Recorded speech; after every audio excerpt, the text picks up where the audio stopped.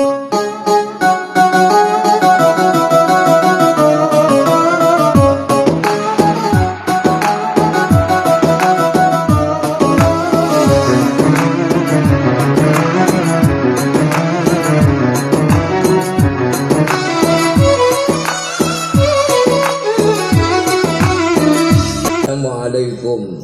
warahmatullahi wabarakatuh.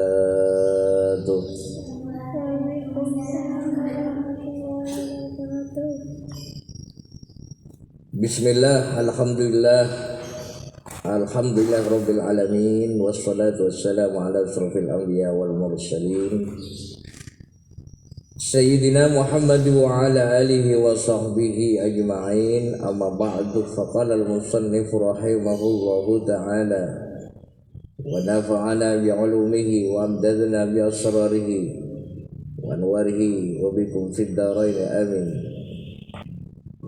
Para peserta kajian fikih zakat dan para pemirsa yang dirahmati Allah Subhanahu wa ta'ala, kalau kita melihat kondisi di zaman sekarang, ar-riqab atau budak yang belum merdeka, keberadaannya sudah jarang ditemui, bahkan sudah tidak ada. Namun yang menjadi pertanyaan, apakah tawanan muslim dilepaskan dari bagian ar-riqab? Dan jika kata leher ketika digunakan mengacu pada budak, apakah benar untuk memasukkan dalam istilah umum leher tawanan muslim yang dikendalikan oleh musuh kafir, kekuasaan tuan atas budak, dan sementara dia dalam tawanannya tunduk untuk perbudakan juga? Apakah tawanan muslim masuk bagian ar-riqab? Mari kita lanjutkan ibarah berikut. Kita lihat bersama-sama dalam kitabnya masing-masing.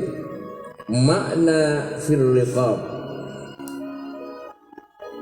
Ar-riqab jam'u raqabatin, wal muradu biha fil Qur'an al-'abdu awil amatu, wa hiya tudkaru fi ma'rid at-tahrim awil fakki.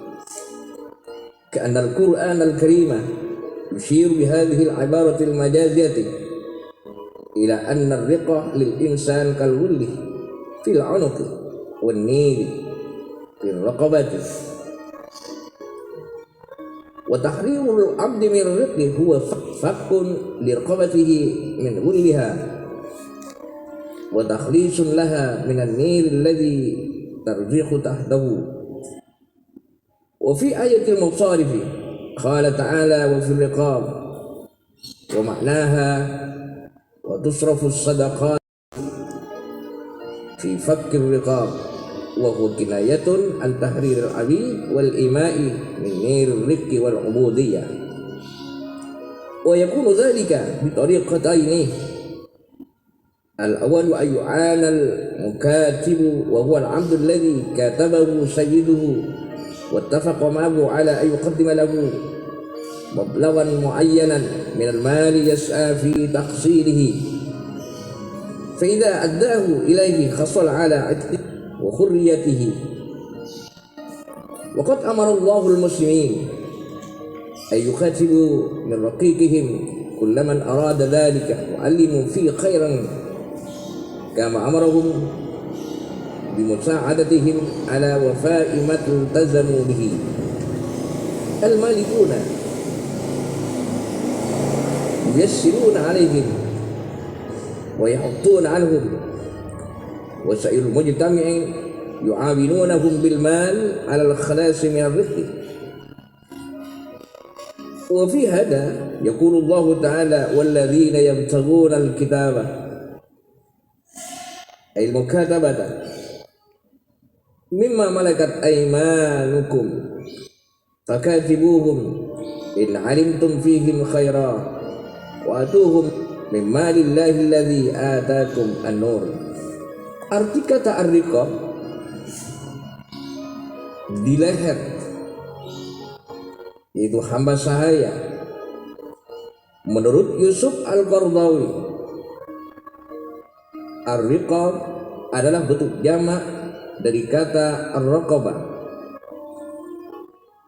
Dan adapun yang dimaksud dengan istilah ini dalam Al-Quran adalah hamba, budak laki-laki atau budak perempuan, dan ia disebutkan dalam konteks pembebasan atau pelepasan, seolah-olah Al-Quran mengacu pada ungkapan metaforis atau sindiran dengan kata majas bahwa perbudakan bagi seseorang adalah seperti tengkuk leher bagian belakang, dan membebaskan budak dari perbudakan berarti membebaskan lehernya dari belenggu dan melepaskannya dari tengkuk di mana dia dibelenggu. Maksudnya bahwa perbudakan bagi manusia tidak ada bedanya seperti belenggu yang mengikatnya. Dan dalam ayat Masharif, Allah Subhanahu wa taala berfirman, wa fir riqabi. Adapun artinya adalah pencairan sedekah, pendistribusian zakat dalam upaya melepaskan leher atau budak. Dan itu adalah kinayah atau isyarat sebagai perumpamaan untuk membebaskan budak laki-laki dan budak wanita dari perbudakan dan penghambaan. Adanya pembebasan budak itu dapat dilakukan dengan dua cara. Yang pertama, mukatab haruslah dibantu, dan dia adalah budak hamba yang ditulis tuannya kepadanya, dan dia setuju atau sepakat terhadap tuannya untuk memberinya sejumlah harta yang ingin dia kumpulkan untuk membebaskan dirinya dari perbudakan. Ini cara yang pertama. Allah Subhanahu wa taala memerintahkan umat Islam untuk menulis budak mereka, semua orang yang menginginkannya dan mengetahuinya dengan baik. Sebagaimana Allah Subhanahu wa taala memerintahkan mereka untuk membantu mereka memenuhi apa yang mereka janjikan. Adapun pemiliknya adalah menempatkan mereka dengan secara mudah, dan sisanya masyarakat membantu mereka dengan harta untuk melepaskan mereka dari perbudakan. Mengenai hal ini, Allah Subhanahu wa taala berfirman di dalam Al-Quranul Karim yang artinya, dan orang-orang yang menginginkan kitab, yaitu surat menyurat, dari apa yang ada pada sumpahmu, tulislah jika kamu mengetahui kebaikan di dalamnya, dan berikanlah mereka dari kekayaan Allah yang telah dikaruniakannya kepadamu. An-Nur ayat 33. Summa farada lahum fi mali zakati sahman yu'tuna minhu ma yu'nihim ala tahriri riqabihim bi'adai maltazamu bihi. Wa ila hadhihi tariqati fi fakr riqabi dhahaba Abu Hanifah wa Syafi'i wa ashabuhuma wal Laits bin Sa'id. Kemudian seorang laki-laki itu mewajibkan kepada anggotanya melakukan pengumpulan pembagian harta zakat untuk diberikan kepadanya. Apa yang akan membantu mereka untuk membebaskan budak mereka dengan melakukan apa yang mereka janjikan. Dan cara pembebasan budak inilah pendapat Abu Hanifah, pendapat Imam Syafi'i dan para sahabatnya, dan Al-Laits bin Sa'id. Dan mereka mengambil dalil dengan apa yang dinyatakan oleh Ibnu Abbas, bahwa dia berkata, adapun firman Allah wa fir riqab, dan di leher, dia berarti budak. Hal ini ditegaskan dengan firman Allah yang maha tinggi, dan berikanlah kepada mereka dari kekayaan Allah yang telah Dia berikan kepadamu. Lihat tafsir Al-Kabir Al-Fakhrul Razi halaman 112 dan Al-Hidayah dan Fathul Qadir halaman 17. Kemudian cara membebaskan yang kedua, Atsani ay yashtari ar-rajulu min zakati mali 'abdan aw amatan faya'tiquha aw yashtariku huwa wa akharuna fi shira'iha wa 'itquha aw yashtari waliyul amri mimma yujibuhu min mali zakati 'abidan aw ima'an faya'tiquhum wa hadha huwa al-masyhur an Malik wa Ahmad wa Ishaq wa qabla Ibn al-Arabi inna dhalika huwa as-sahih wa ayyadahu bi annahu huwa zahirul Qur'an fa inna Allah haitsu dzakara ar-raqabata fi kitabihi innama huwa al-'itqu walau arada al-mukatibina li dzikrihim bismihim al-akhas فلما عدل إلى الرقبة دل على أنه أراد العتق وتحقيقه أن المقادب قد دخل في جملة الغارمين مما عليهم من دين الكتابة فلا يدخل في الرقاب ربما دخل فيه المكاتب بالعموم ولكن في أخي نجم يعتق به أحكام القرآن halaman 955. Wal haqqu anna ibaratal ayah tasmurul amrayn jami'an ma'unatal mukatibin wa itqar riqab wa qad ja'an Ibrahim an-Nakhai wa Sa'id ibn Jubair min at-tabi'in annahuma karaha shira' ar-riqab wa itquha min az-zakat li anna dhalika wa ataqaha min az-zakat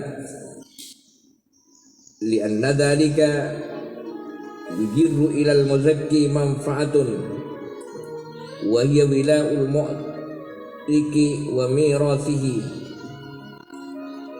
illam yakun lahu warithun kama takarrar ahkamul Islam wa min huna ja'a an Malik an ar-raqabata allati ya'tiquha min zakati malihi yakunu wila'uha wa mirasuha li jami'il muslimin yakni li baitil mal al-amwal sahifa 608 sampai 609. Walakin ruya Abu Ubaidah an Ibn Abbas annahu lam yara ba'san ay ya'tiqal muslimu raqabatan min zakati malihi wa qala ba'da dhikri qawli an-Nakhai wa Ibn Jubair wa qawli Ibn Abbas a'la ma ja'ana fi hadzal bab wa huwa aula bittiba'ihi wa a'lamu bit-ta'wil wa qad wafaqahu al-Hasan ala dhalika wa alayhi katsirun min ahli al-'ilm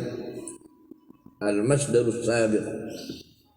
Cara yang kedua untuk memerdekakan perang budak atau untuk membebaskan ar-riqab yaitu bahwa seorang laki-laki hendaknya membeli seorang budak laki-laki atau budak perempuan dari harta zakatnya dan kemudian membebaskannya, atau dia dan orang lain ikut andil, ikut berperan serta membeli dalam memerdekakannya,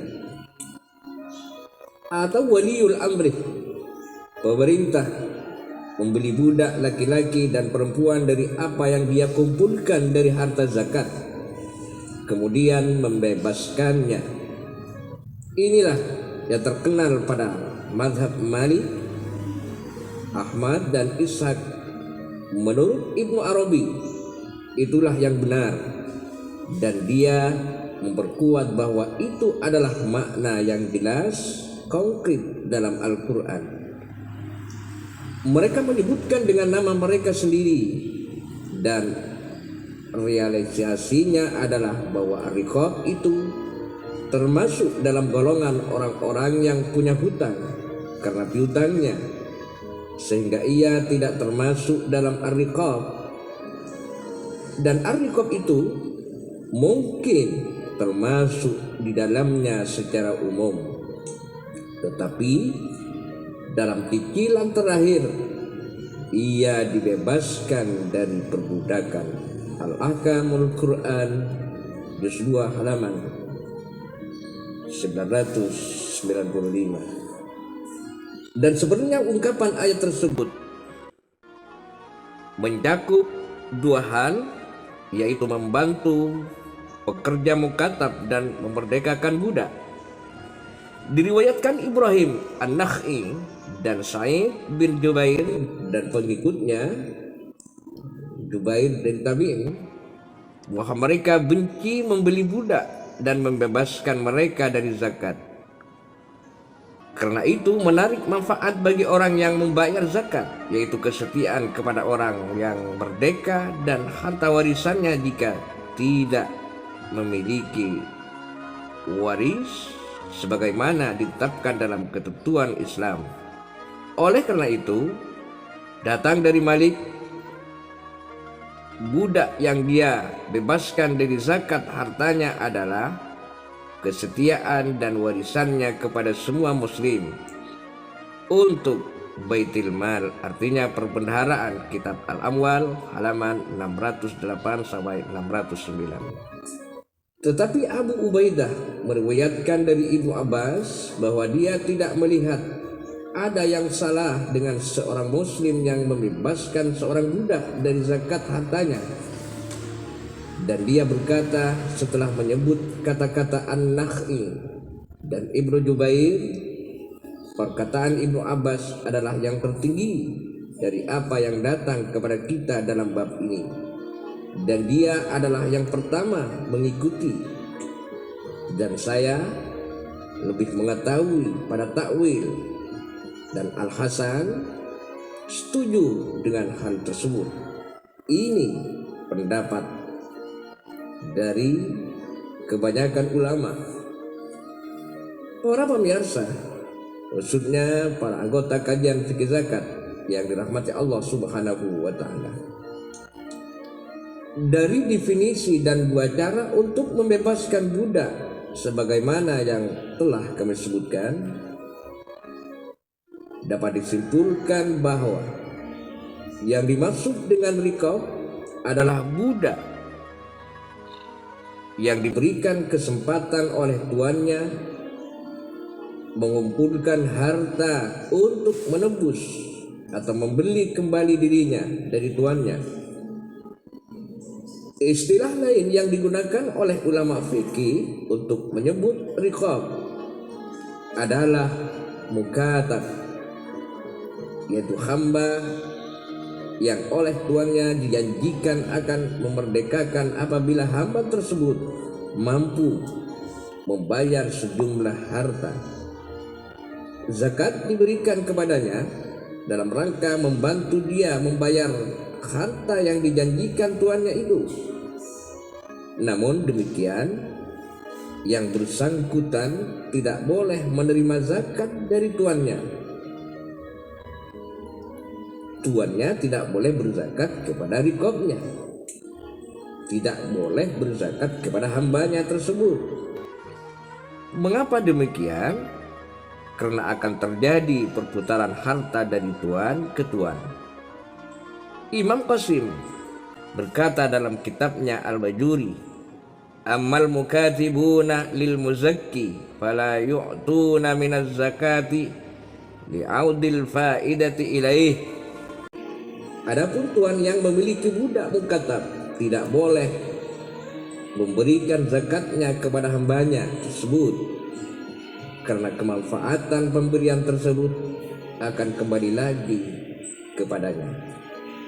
Para peserta kajian fikih zakat dan para pemirsa yang dirahmati Allah Subhanahu wa taala, kalau kita melihat kondisi di zaman sekarang, riqab atau budak yang belum merdeka keberadaannya sudah jarang ditemukan. bahkan sudah tidak ada.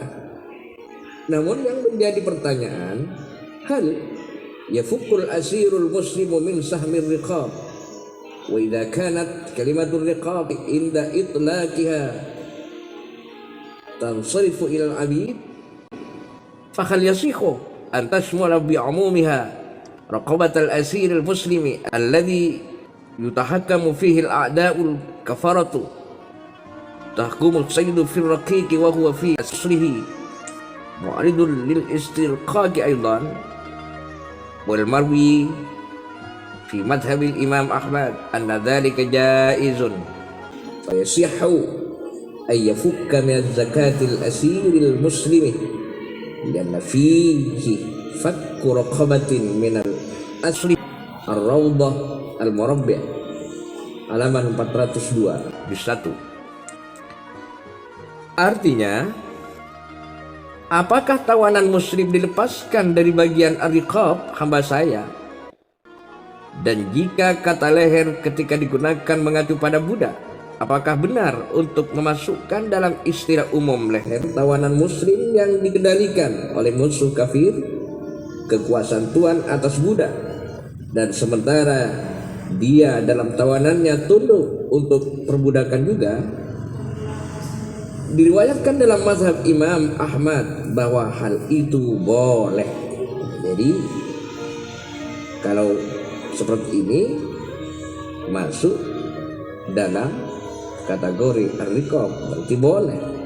Maka yang benar adalah menebus dari zakat tawanan muslim karena mengandung pelepasan leher dari tawanan, dengan artian mengandung pelepasan budak dari tawanan. Ar-Rawd al-Murabba di 1 halaman 42. Wa qala al-Qadi Ibn al-Arabi al-Maliki ikhtalafa al-ulama'u fi faqil asari minha faqad qala asbagh la yajuzu dhalika wa qala Ibnu Habib yajuzu dhalika wa idza kana fakkul muslimi an rikil muslim ibadatan wa jaizan minas sadaqati fa aula bukhra ay yakuna dhalika fi fakkihi an rikil kafiri wa dhallihi Ahkamul Quran juz 2 halaman 956. Fa idza kana ar-riqu qad algha fa inal hurubah la zalat qa'imatan was-sira'u bainal haqqi wal batil lam yazal mustamiran wa bidzalika yudillu fi hadha as-sahmi muttasi'un li fida'il asari minal muslimin. Al-Qadi Ibn al-Arabi al-Maliki berkata, para ulama berbeda pendapat tentang pembebasan tawanan darinya. Asbagh berkata tidak boleh, dan Ibnu Habib berkata boleh. Dan jika pembebasan seorang muslim dari perbudakan muslim adalah ibadah dan diperbolehkan dari zakat, maka lebih tepat untuk membebaskannya dari perbudakan dan penghinaan orang-orang kafir. Disebutkan dalam Ahkamul Quran juz 2 halaman 956. Para pemirsa kajian fikih zakat yang dirahmati Allah Subhanahu wa taala, jika perbudakan dihapuskan, perang masih ada dan perjuangan antara yang benar dan yang salah masih berlanjut. Jadi masih ada ruang dalam pembagian ini untuk menebus tawanan perang dari kaum muslim.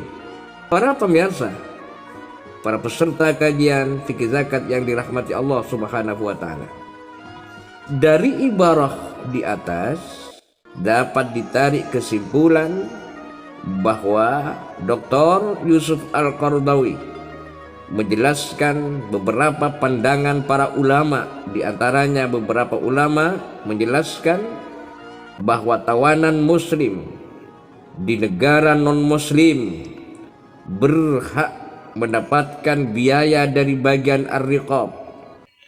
Lafaz ar-riqab dalam Al-Quran dimaknai sebagai hamba, akan tetapi beberapa ulama menjelaskan bahwa tawanan muslim termasuk bagian dari hamba atau termasuk dalam kategori bagian dari hamba sahaya. Oleh karena itu, dana zakat bagian ar-riqab boleh disalurkan untuk membebaskan tawanan muslim di negara-negara non-muslim. Pendapat ini diriwayatkan dalam mazhab Imam Ahmad yang beralasan bahwa dengan membebaskan tawanan muslim berarti membebaskan perbudakan mereka dari tangan non-muslim. Ibnu Arabi Al-Maliki juga menukil pendapat ini dari Ibnu Habib bahwa menggunakan dana ar-riqab untuk membebaskan tawanan itu boleh hukumnya.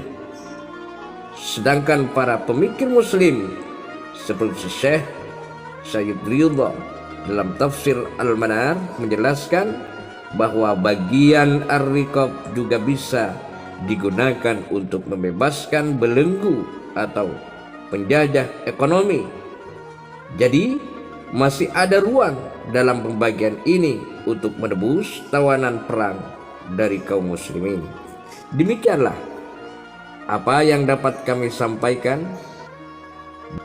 Semoga dapat dipahami dan menambah ilmu pengetahuan.